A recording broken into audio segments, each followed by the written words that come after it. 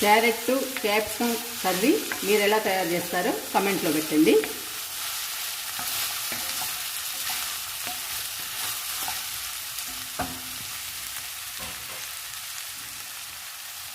ఇప్పుడు ఫైనల్గా పప్పుల పొడి వేసుకుందాము.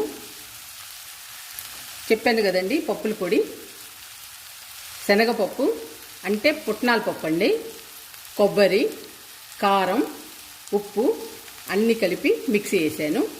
ఆ పౌడర్ అండి ఇది. ఇప్పుడు కర్రీలు వేసుకుందాము.